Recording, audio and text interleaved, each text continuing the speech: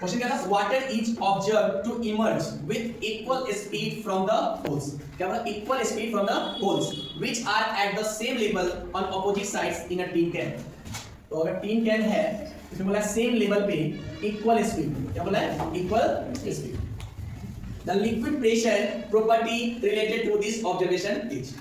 तो हम आपको बार-बार बताया है कि एमसीक्यू क्वेश्चन में हम अगर आंसर खोजेंगे बस तो गलती कर सकते हैं, ठीक है। हमको क्या करना है, ऑप्शन को, जो भी नेगेटिव ऑप्शन है उसको क्या करना है, कट कर देना है, ठीक है। तो इसमें ऑप्शन ए बोला है कि liquid pressure increase with depth. तो यहाँ पे तो इक्वल स्पीड की बात कर रहे हैं, अरे ये तो प्रॉपर्टी है ना, चलो इसको रखिए। Liquid pressure is same at the given horizontal level, तो यही तो गिवन हॉरिजॉन्टल लेवल है। दो हुआ। तीसरा, liquid pressure at any point in a liquid depends upon the density of the liquid. तो पढ़े थे liquid pressure equal to rho g h. Rho मतलब density, g for acceleration due to gravity और h for height मतलब depth, ठीक है। तो पहला प्रॉपर्टी था liquid pressure increase with depth, इसमें हम लोग क्या देख रहे थे, इंक्रीज विद डेप्थ है। अगर 3 होल दिया गया है तो यहाँ पे क्या होगा, फर्स्ट से ज्यादा, फिर सेकंड, फिर थर्ड। लेकिन यहाँ पे बोला equal speed. 4000% liquid pressure on the bottom of the container does not depend upon the area of the bottom of the container। तो पहला एक नेगेटिव यहां से ले लेते हैं, ठीक है। दूसरा, डेंसिटी पे डिपेंड तो करता है, लेकिन क्वेश्चन के अकॉर्डिंग सही नहीं है। Liquid pressure increase with depth, ये भी सही है, लेकिन क्वेश्चन के अकॉर्डिंग प्रॉपर्टी नहीं है। तो कौन सा प्रॉपर्टी है, liquid pressure is same at a given horizontal level. तो यहां से दो क्वेश्चन, अगर इस बार पिछले साल ये क्वेश्चन पूछा है, इस बार चांस ये है, ये पूछ सकता है कि liquid pressure increase with depth, मतलब liquid pressure is directly proportional to depth, ये पूछ सकता है। या लिक्विड प्रेशर में पूछना होगा, पूछ सकता है कि इसका इंस्ट्रूमेंट कौन सा होता है, इसमें मेजर करते हैं तो मैनोमीटर। क्या होता है, मैनोमीटर। अब किस पे डिपेंड करता है, डेप्थ पे ना। ये डेंसिटी है, ये एक्सेलरेशन ड्यू टू ग्रेविटी। तो हम लोग क्या किए, ऑप्शन जो भी था क्वेश्चन पढ़े पहले, ठीक है। क्वेश्चन पढ़ने के बाद हम लोग ऑप्शन, चारों ऑप्शन को पढ़ेंगे, ठीक है। ये एक बार देखिए आंसर पढ़िए, ऐसा नहीं, चारों ऑप्शन को पढ़ना है। पढ़ने के बाद जो लग रहा है क्वेश्चन के अकॉर्डिंग नेगेटिव है उसको हटा देंगे, अपने आप आपके पास आंसर आ जाएगा। तो पहला आंसर क्या हो गया, liquid pressure is same at a given horizontal level. दूसरा क्वेश्चन है कि Raju pushed a toy car with the same force on the 4 surface separately. मान लो कि अगर 4 सरफेस दिया है, सरफेस 1, सरफेस 2, सरफेस 3 और सरफेस 4। सरफेस 1 का डिस्टेंस है 120 सेंटीमीटर, सरफेस 2 का है 150 सेंटीमीटर एंड सरफेस 3 का है 100 सेंटीमीटर एंड सरफेस 4 है 180 centimetre. He noticed the distance traveled by the car on each surface before stopping। अब ये देख रहा है कि the surface on which the car experiences the greatest friction। अगर मान लो कि अगर किसी ऑब्जेक्ट को फोर्स करा, ठीक है, पहला यहाँ पे है, ठीक है, थोड़ा और फोर्स लगा, थोड़ा और दूर किया, ठीक है। तो हम लोग पढ़ते हैं कॉजेज ऑफ फ्रिक्शन क्या होता है, इंटरलॉकिंग ऑफ द सरफेस, और दूसरा पढ़े फैक्टर्स ऑफ इफेक्टिव फ्रिक्शन क्या होता है, नेचर ऑफ सरफेस। सरफेस कैसा होना चाहिए, रफ। इसमें ये पढ़ते हैं। दूसरा, force pressing between the two objects. अब बताओ कि ज्यादा फ्रिक्शन किसमें होगा, इसमें कम डिस्टेंस क्या है, 100, ठीक है। सबसे कम डिस्टेंस किसमें है, 100 से 3। Surface 3, answer is yes, surface 3। Clear है, यस सर। तो इस बार ये क्वेश्चन पूछा है, तो पूछ सकता है force pressing between the two object, factor effective friction पूछ सकता है, ये किस पे डिपेंड करता है, नेचर ऑफ सरफेस पे। और क्या पूछ सकता है, कॉजेज ऑफ फ्रिक्शन भी पूछ सकता है, क्या होता है, इरेगुलेशन बिटवीन द टू सरफेस। और ये पूछना है, पूछेगा कि मोशन के रिलेटिव ऑपोजिट क्या होगा, बताओ। Frictional force always oppose the motion, Yes, sir. Frictional force Opposite always oppose of the motion. motion. तीसरा क्वेश्चन है, Kevin was investigating various substances as combustile or non-combustile in the table below। इस table में क्या-क्या दिया है, एक दिया wooden plank, क्या दिया है, Wooden plank। प्लैंक को हम लोग क्या बोलते हैं, तख्ता, लकड़ी का तख्ता क्या Yes, बोलते हैं, wooden plank। तो ये नॉन कम्बस्टाइल होता है क्या, No, sir। चलता है ना, Yes, sir। ये वुडन प्लैंक क्या होगा, combustible. Yes, sir। Wooden plank क्या होगा, Combustile। लेकिन यहां पे दिया नॉन कम्बस्टाइल, ये तो रॉन्ग हो गया ना। Yes, sir। एलपीजी कम्बस्टाइल सही है। What is the full form of LPG, liquefied petroleum gas. Glass combustible दिया है, क्या कम्बस्टाइल होता है, नहीं, ग्लास का non Yes, combustible. sir। LPG combustible होता है, सही है। वुड प्लैंक नॉन कम्बस्टाइल गलत है। ग्लास कम्बस्टाइल गलत है। आयरन अलमीरा नॉन कम्बस्टाइल सही है। तो बताओ इसमें क्या लिखा था, करेक्टली पेयर्ड। तो बताओ एलपीजी कम्बस्टाइल सही है एंड आयरन अलमीरा नॉन कम्बस्टाइल सही है। आंसर 2 और 4, क्या होगा 2 और 4। उसके बाद है 4th नंबर क्वेश्चन में आते हैं। Reema has a multi colour disc, she finds that the disc appears white when she spins it rapidly, the conclusion that can be drawn from this is that। इसमें ऑप्शंस देखेंगे, ठीक है। लिखा है all discs are multi colored, wrong, ठीक है। हम लोग पढ़े हैं ना डिस्पर्सन लाइट, क्या था उसमें कि इसमें व्हाइट लाइट जो है 7 कलर में स्प्लिटिंग, ठीक है। दूसरा, all spinning objects appears white, wrong। object lose their color on spinning, wrong। white color is a mixture of 7 different colors, क्या हो जाएगा, white color is a mixture of 7 different Color। Clear है। उसके बाद है question number 5, we are given a convex lens। कौन सा lens दिया, Convex। lens। बताओ convex lens का नेचर कैसा होता है, Converging। रियल और Unwanted। होता है ना, Yes। ठीक है। Of focal length 20 centimetre. क्या दिया? इसको बोलते हैं ऑप्टिकल सेंटर। क्या बोलते हैं? Optical centre. हो सकता है क्वेश्चन पूछ भी सकता है इस बार कि ऐसा रेस बताओ किस पॉइंट से लेंस के चल रहा है जो डेविएट नहीं करता। कौन सा पॉइंट से? ऑप्टिकल सेंटर से। ठीक है, यहां बोला कि फोकल लेंथ जो है दिया गया है 20 सेंटीमीटर। कितना दिया? 20 सेंटीमीटर। अब तो flying bats with objective place on lens का already optic is virtual image. हमको तो पता है कि अगर मान लो यहां पे f1 है, ये 2f1, यहां पे f2 है, यहां पे 2f2, ये 30 है, ये कितना होता है? 40। ये तो क्लियर है। Yes, sir. अब हम लोग देख रहे थे कि अगर हम लोग इनफाइनाइट थे तो कैसा बन रहा था? Point size real important. अगर हम बियॉन्ड 2f आए कहां पे बना था? जब हम 2f1 पे आए कहां पे बना? 2f पे। ठीक है, इसके हम बिटवीन जब आए 2f1 f1 क्या बियॉन्ड 2f। जब हम लोग f1 पे आए तो क्या हुआ? इनफाइनाइट चला गया। और जैसे ही इनफाइनाइट का हम लोग जब f1 से पहले आएंगे, फोकस से पहले आएंगे, तब जाके कैसा बनेगा? वर्चुअल बनेगा। कैसा बनेगा? वर्चुअल। तो यहाँ पे ऑप्शन था 35 सेंटीमीटर, रॉन्ग। 55 centimetre, wrong. कितना होना चाहिए? 20 सेंटीमीटर से कम। इसका कौन सा ऑप्शन? 50 सेंटीमीटर। क्लियर है? तो बहुत सारा क्वेश्चन बनता है। ठीक है, उसके बाद आते हैं the part of human eye that protects it from the external injury. तो आप जानते हैं कि आई में कितना लेयर होता है? 3 लेयर होता है। फर्स्ट को हम लोग स्केलेटल लेयर बोलते हैं। क्या बोलते हैं? Skeletal of the human eye that protects it from the external injury is. ठीक है, तो ह्यूमन आई में कितने लेयर? 3 लेयर। फर्स्ट को बोलते हैं स्केलेटल लेयर, सेकंड को बोलते हैं क्रोइड एंड थर्ड लेयर को बोलते हैं रेटिना। ठीक है, तो यहां पे बोल रहा है कि एक्सटर्नल इंजरी से कौन बचाता है? तो स्केलेटल लेयर व्हाइट मेम्ब्रेन का होता है, इसके ऊपर क्या होता है? कॉर्निया बोलते हैं। क्या बोलते हैं? ट्रांसपेरेंट लेयर, इसको कॉर्निया बोलते हैं, जो हमको इंजरी से बचाता है। ठीक है, तो ऑप्शन क्या दिया था? आइरिस। आइरिस का काम है कलर ऑफ आई बताना और क्या करना? पुपिल के साइज को एलोकेट करना, एडजस्ट करना। ठीक है, लेंस। लेंस क्या करता है? इसका नेचर कैसा है? रियल और इनवर्टेड। उसके बाद है रेटिना, जिसको क्या बोलते हैं? स्क्रीन ऑफ द आई। क्या बोलते हैं रेटिना को? Screen of the I. And the cornea. Answer is cornea. ठीक है, the statement that proves that sound can travel through the solid is that. हम लोग पढ़े हैं प्रोपगेशन ऑफ साउंड में कि जो है सॉलिड में सबसे ज्यादा साउंड ट्रैवल करता है कितना? 5000 मीटर पर सेकंड। लिक्विड 1500 मीटर पर सेकंड एंड गैस 330 मीटर पर सेकंड। कि साउंड हमारा वैक्यूम में ट्रैवल नहीं करता। Sound can not travel in vacuum, तो मीडियम में ट्रैवल करता है। और किस फॉर्म में? वेव के फॉर्म में। कौन सा वेव? Longitudinal wave. कौन सा? Longitudinal wave. तो यहाँ पे है we can hear the sound of the wind. Solid है विंड, हियर हो गया ना, पहला ऑप्शन कट गया। We can hear the sound of lightning. ठीक है, लाइटनिंग एंड थंडरिंग। एक क्वेश्चन बार-बार पूछा जाता है कि लाइटनिंग और थंडरिंग, लाइटनिंग पहले आता है, थंडरिंग बाद में क्यों आता है? क्योंकि speed of light is greater than speed of sound. We can hear a bell ring from the distance. Bell ring तो सॉलिड हो गया, लेकिन आ रहा है डिस्टेंस से, मतलब किसके थ्रू आ रहा होगा? मीडियम कौन सा? गैस। ठीक है, उसके बाद we can hear the heartbeat by using stethoscope. जो डॉक्टर साहब सुनते हैं ना, ये स्टेथोस्कोप सॉलिड है ना, बैठ जा रहा है, तो ये क्या हो गया? आंसर क्या होगा? We can hear the heartbeat by using stethoscope. Clear? Stethoscope. उसके बाद है 8 number articles made of the thermosetting plastic है। तो दो टाइप का बने हैं, थर्मोसेटिंग प्लास्टिक एंड थर्मोप्लास्टिक। तो पहला ही पॉइंट पढ़ना है कि लीनियर अरेंजमेंट होता है किसमें? थर्मोप्लास्टिक में। इसमें क्या होता है? क्रॉसिंग। क्यों क्रॉसिंग होता है? कि जल्दी रिमोल्ड ना हो पाए। और ये थर्मोप्लास्टिक क्या होता है? जल्दी रिमोल्ड होता है। तो ऑप्शन देखते हैं, linear arrangement of the molecules. Thermosetting है, लीनियर अरेंजमेंट से क्रॉस कर देंगे। लीनियर अरेंजमेंट दूसरा भी क्रॉस हो गया। क्रॉस लिंक दिया हुआ है, क्रॉस लिंक, भाई दोनों ऑप्शन में क्रॉस लिंक आ गया। Cross link arrangement molecules and can be remould easily. क्या रिमोल्ड हो पाएगा? नहीं हो पाएगा। Option D is right. Cross link arrangement of molecules and can not be remould easily. Clear है? ये ऑप्शन बार-बार क्वेश्चन पूछना है, दो नंबर में पूछ सकता है difference between thermosetting plastic and thermoplastic. Option में पूछ सकता है।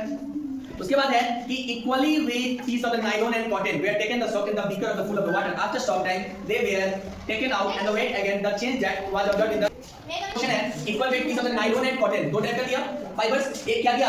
जो सिंथेटिक फाइबर है नायलॉन एंड दूसरा दिया कॉटन। ये नेचुरल फाइबर है। क्या है? Natural fibre. तो इसमें बोला कि अगर पानी में भिगाएंगे तो किसका वेट में चेंज आएगा या नहीं आएगा? कि चेंज आएगा, किसका वेट ज्यादा होगा? नायलॉन का। बचपन में एक स्टोरी सुनाई करना करता हूं, याद है ना? ये नमक लेके जाता था, गिर जाता था, नमक सॉल्युबल वाटर होता है साथ, तो क्या होता था? एकदम हल्का हो जाता था। एक दिन मालिक देखा रोज गिर जा रहा है, रख दिया, रुई गिरा, उसके बाद क्या हुआ? उसका वेट ज्यादा हुआ। घर में कभी भी कर सकते हो, तो कंबल है ना, साफ करके उठा के देखना, फुल फैमिली खाओगे नहीं उठेगा। ठीक है, उसके बाद नेक्स्ट क्वेश्चन आंसर क्या हो जाएगा? इसे देखते हैं। Weight of the cotton would have been greater than the weight of the nylon. ये होगा ना, weight of the cotton is greater than weight of the nylon. अब है example of exhibiting chemical effects of electric current. आपको पढ़ना भी है chemical effect of electric current, chapter 17 में दिया गया है। तो ग्लोइंग ऑफ बल्ब क्या है? ये हीटिंग इफेक्ट में लेंगे। हीटिंग ऑफ वाटर क्या है? Heating effect of electric current है। रिंगिंग ऑफ फोन क्या है? बताओ। Vibration. Ringing of magnetic, electromagnetic होता है ना फोन में, ऐसे तो साउंड प्रोड्यूस कर रहा है। ठीक है, chromium plating on iron, electroplating किससे होता है? Chemical effect of electric current के कारण ही होता है ना। तो ऑप्शन क्या होता है? Chromium plating on iron. In aquatic animals where fertilizations occurs in water are said to be. तो पढ़े हैं हम लोग, एक ओविपोरस होता है, दूसरा विविपोरस। ओ है, ओ से याद रखो अंडा, ए ठीक है। तो अब विविपोरस में क्या हो गया? विविपोरस में क्या होगा? यंग वंस होगा ना? और यहाँ पे क्या होगा? ए तो बताओ in aquatic animals where fertilisation of in the water is said to be. तो पहला तो हो गया ये एक, दूसरा एक्सटर्नल हो गया इंटरनल। एक्सटर्नल होता है ना, यहाँ पे तो टैडपोल, ठीक है। तो एक्सटर्नल यहाँ पे आंसर हो जाएगा oviparous with external fertilization, clear है? फिर ये humans development of fertilized egg take place in the, तो जब fusion of male gametes and the female gametes कहां पे होता है? फर्टिलाइजेशन ट्यूब में। आंसर फर्टिलाइजेशन ट्यूब भी हो सकता है, लेकिन इसमें नहीं किया गया है। अब development of the fertilized egg take place in the, तो यहां पे है ओवरी, ओवरी में तो नहीं होता है, इससे क्या होता है? एक प्रोड्यूस होता है, ठीक है। ओविडक्ट जिसको फैलोपियन ट्यूब भी बोलते हैं, fusion of male gametes and female gametes. Testis testosterone, क्या है? यूट्रस में क्या होता है? इम्प्लांट होता है। क्या होता है? वो एक कहां इम्प्लांट होता है? यूट्रस। तो आंसर क्या हो जाएगा? ओविडक्ट। आंसर क्या हो जाएगा? ओविडक्ट। उसके बाद है 30 number, the glands that secrets the thyroxine in the human body. अब देखो ये थोड़ा सा क्वेश्चन को घुमाया कुछ नहीं है।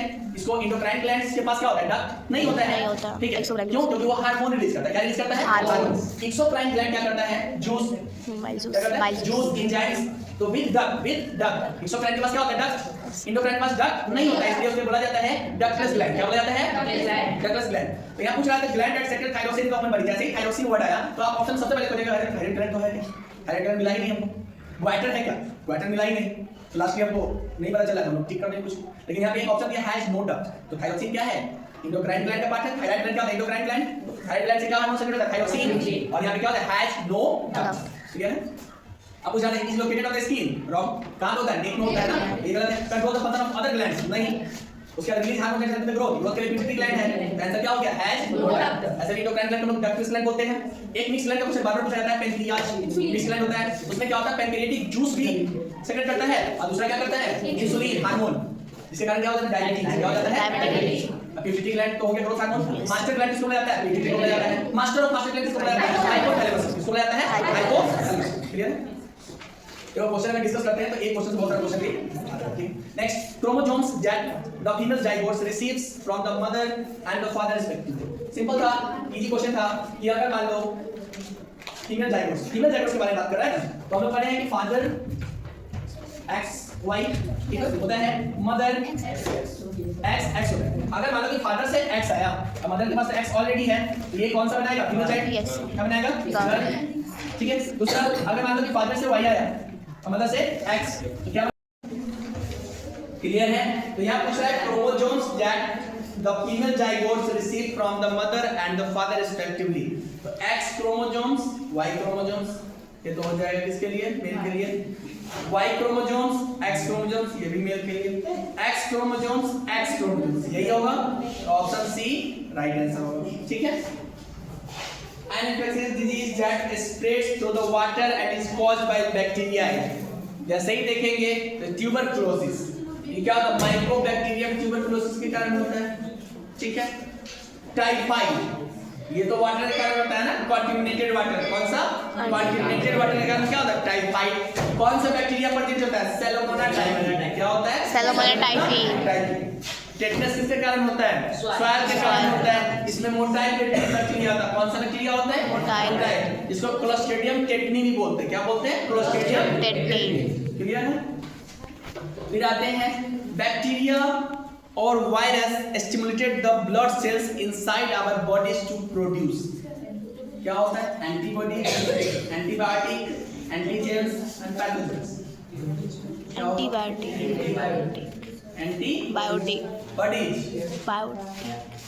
इनसाइड जब बोलेगा इनसाइड आवर बॉडीज, तो क्या हो जाएगा? Antibodies.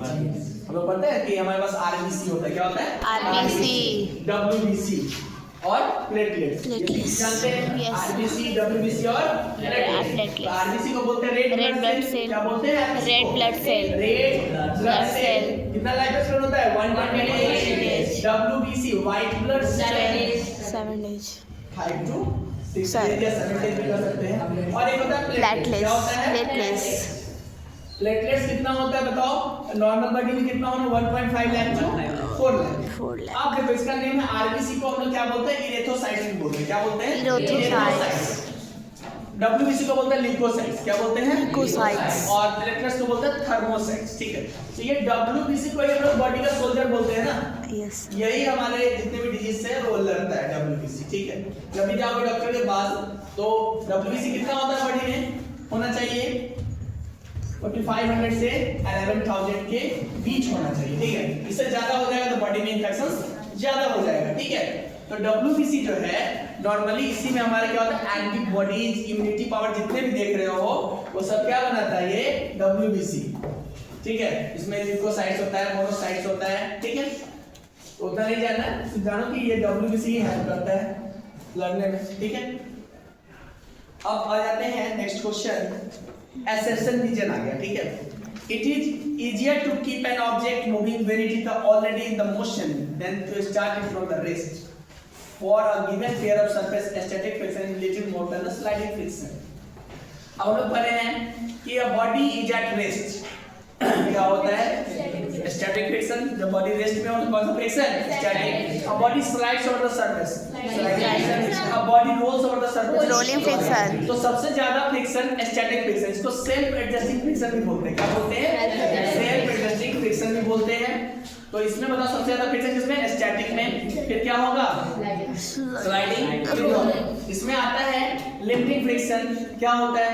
The maximum amount of static friction. क्या होता है? The maximum amount of static friction को हम लोग लिमिटिंग फ्रिक्शन भी बोलते हैं। क्या बोलते हैं? अब बॉडी को हम पुश कर रहे हैं और उसका मूवमेंट नहीं है, ठीक है। तो क्या है कि सरफेस जो है जितना फोर्स हम लगा रहे हैं उतना फोर्स वो भी लगा रहा है, ठीक है। क्लियर है? ये इसमें बोल रहे हैं। नेक्स्ट आते हैं कि when we strike the drum with stick with some extra force we get a loud sound। पढ़े है ना एम्पलीट्यूड के बारे में? ये वेव है, ठीक है।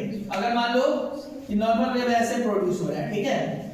और एम्पलीट्यूड क्या होता है? the maximum displacement from the mean position, the maximum displacement from the mean position। तो क्या बोलते हैं? एम्पलीट्यूड। क्या बोलते हैं? Amplitude। अगर मान लो कि थोड़ा सा लाउड के लिए क्या करेंगे? एम्पलीट्यूड बढ़ेगा ना, एम्पलीट्यूड बढ़ेगा। मतलब लाउडनेस डिपेंड्स अपॉन एम्पलीट्यूड।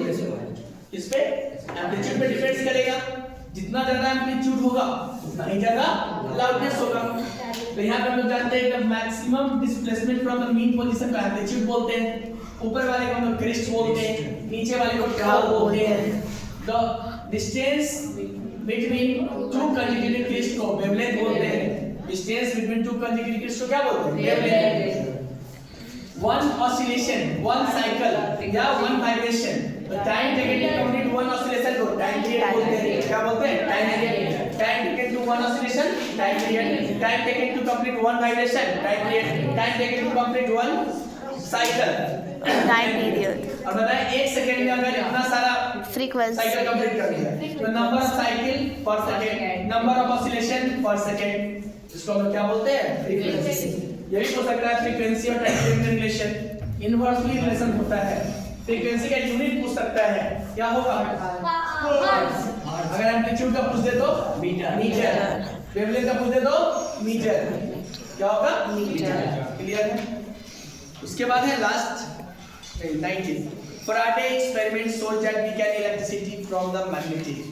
ये तो है EMI पर है, इलेक्ट्रोमैग्नेटिक इंडक्शन, जिसमें चेंज इन मैग्नेटिक फील्ड करते हैं तो क्या प्रोड्यूस होता है? इलेक्ट्रिसिटी प्रोड्यूस होता है, जिसको हम लोग EMI बोलते हैं, इलेक्ट्रोमैग्नेटिक इंडक्शन।